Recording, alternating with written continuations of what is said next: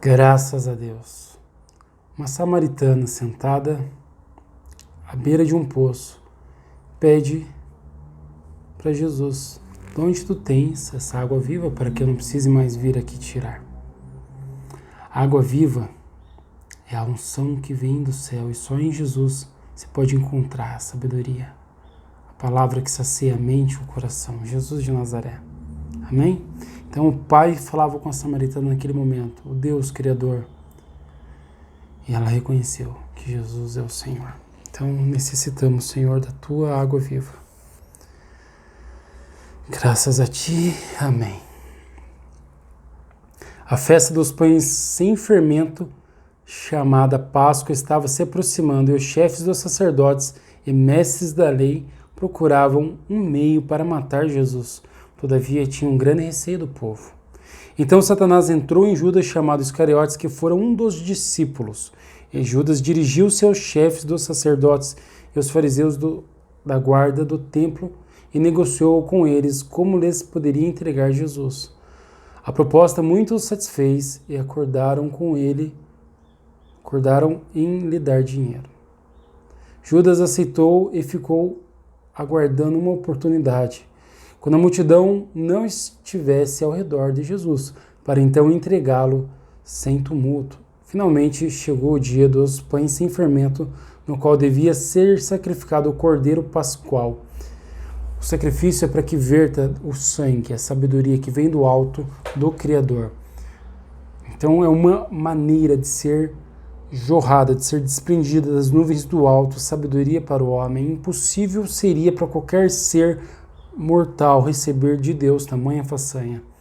Então ele manda o próprio Santo de Israel, o próprio poderoso, o próprio rei, o próprio dominador de tudo que há, a própria consciência dele, que é a sabedoria onipotente, que é uma pessoa sem fim, a qual ela ministra aos homens.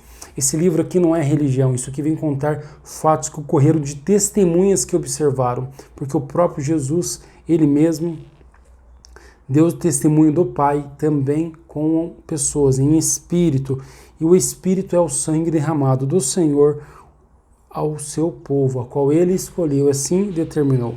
Então não é pelo homem, nem o quanto são especiais, mas o quanto Deus criou para si almas para o seu louvor.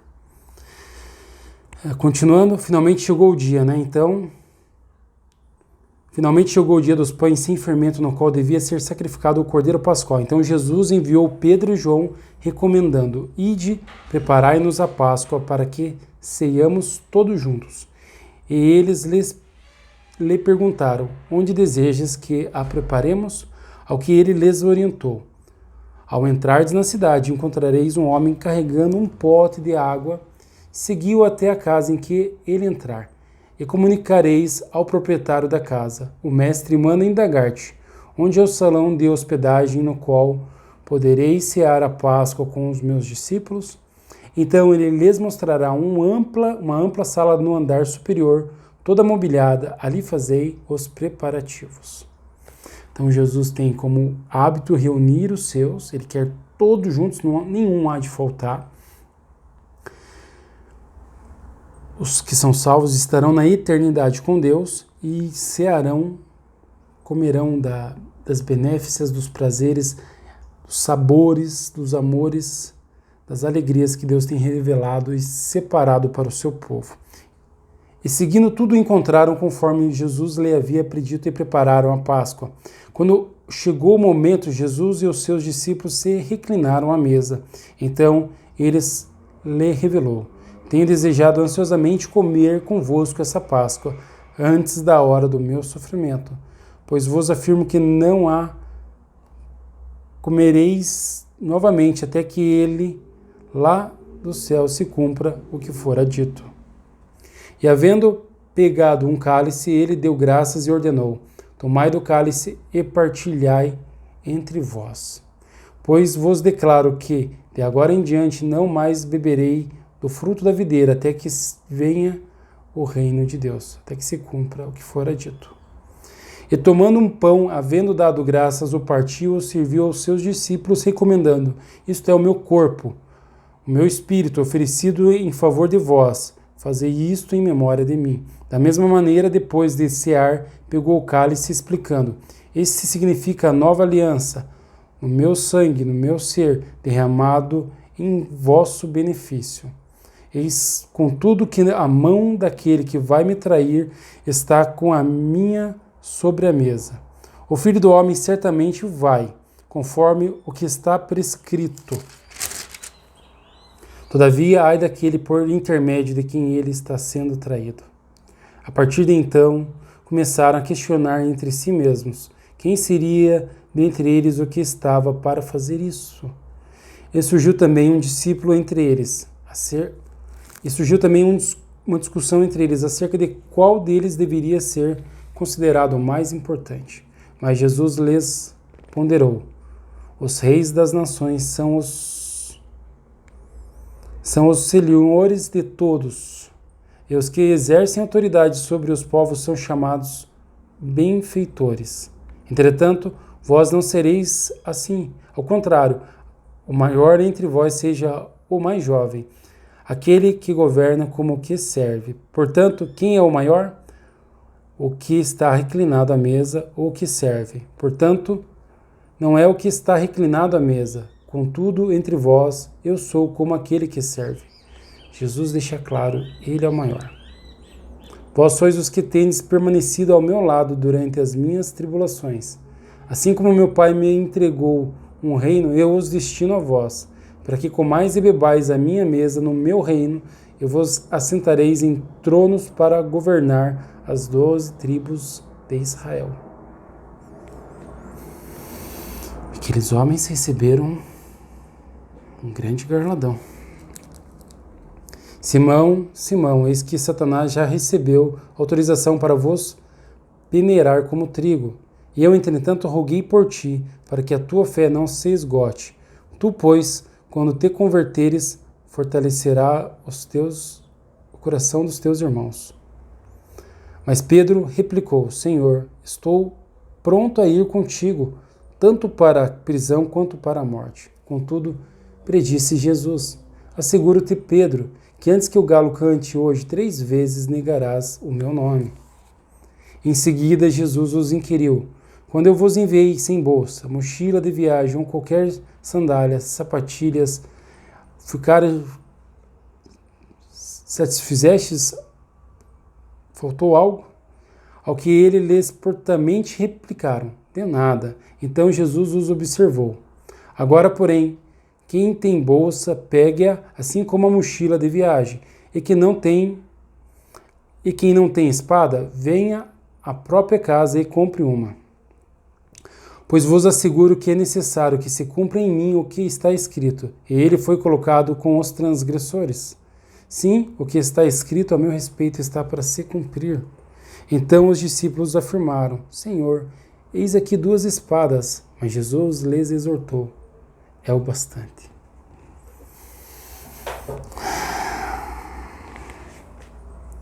E tirando-se, seguiu como de costume para o Monte das Oliveiras, e os discípulos o acompanharam. Chegando a um lugar, Jesus lhe instruiu: Orai para que não vos venha a cair em tentações. Então ele se afastou deles à distância de um tiro de pedra, ajoelhando-se e começou a orar. Pai, se queres, afasta de mim esse cálice, entretanto, não seja feita a minha vontade, mas como tu desejas. Foi então que apareceu-lhe um anjo do céu que o encorajava, e em grande agonia orava ainda mais intensamente. E aconteceu que seu suor se transformou em gotas de sangue caindo sobre a terra. E assim que se levantou da oração e voltou à presença dos discípulos, os encontrou adormecidos, exaustos de tristeza.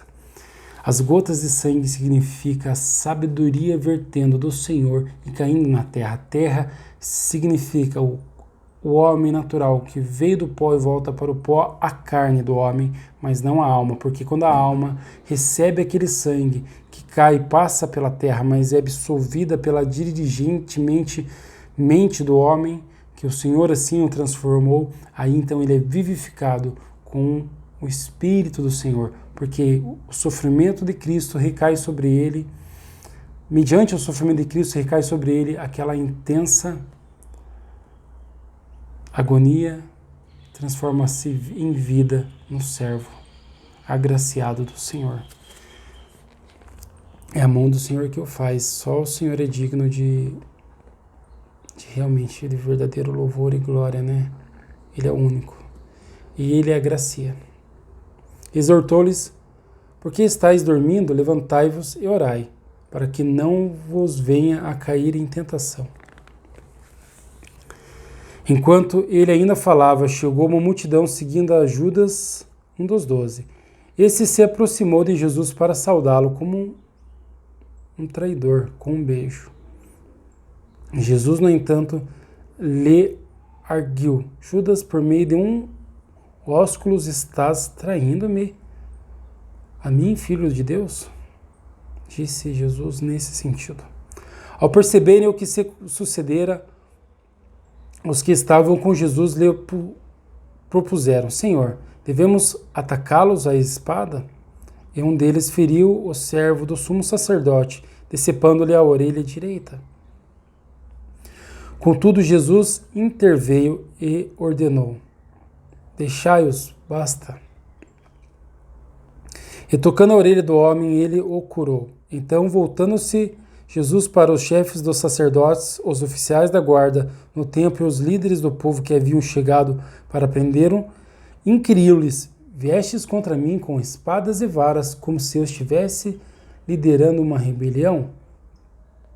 Todos os dias eu estive convosco no templo e não estendestes as mãos contra mim.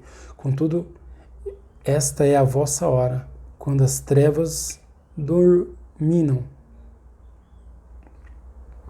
Então prenderam Jesus, o levaram e o fizeram entrar na casa do sumo sacerdote.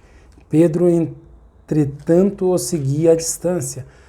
Mas quando acenderam um fogo no meio do pátio e se sentaram ao redor dele, Pedro assentou-se com eles também.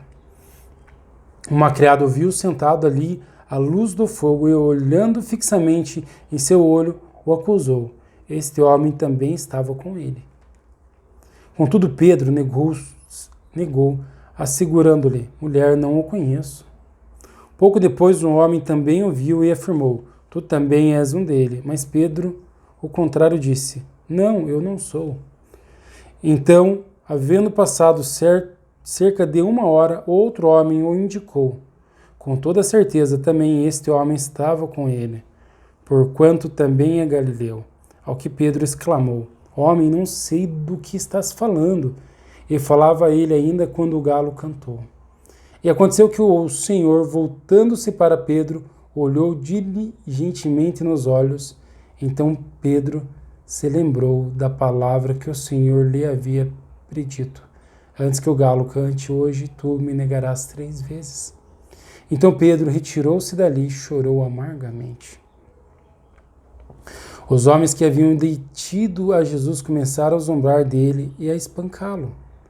Vendaram seus olhos e escarneciam, dizendo assim: profetiza-nos, quem é que te esbofeteou? E lhe dirigiram muitas outras palavras infames, blasfemando. Logo que o dia esclareceu, reunindo-se todo o sinédrio, tanto os chefes dos sacerdotes quanto os mestres da lei, e Jesus foi conduzido à presença dos líderes do povo, eles o interrogaram: se tu és o Cristo, declara-o a nós. Então Jesus lhes respondeu: se eu vou-lo disser, não acreditareis em mim. Assim como, se eu vos questionar, tampouco me atendereis. No entanto, a partir de agora, o Filho do Homem estará assentado à direita do poder soberano de Deus. Ao que todos lhe inquiriram: ora, então tu és o Filho de Deus? Então Jesus lhes afirmou: vós dizeis que eu sou. Diante disso, exclamaram todos: porquanto precisamos de mais testemunhas? Posto que acabamos de ouvir a confissão de uma própria criatura. Então eles chamaram Jesus de criatura e não honraram ali, né? Jesus é o Senhor, Ele é o único que pode salvar. Ele é o Messias. Então, essa palavra vem trazer alento, alívio, porque não precisa de ordenanças de homens, e nem se reunir com o povo do Sinédrio e viver uma regra do Sinédrio estabelecida por homens.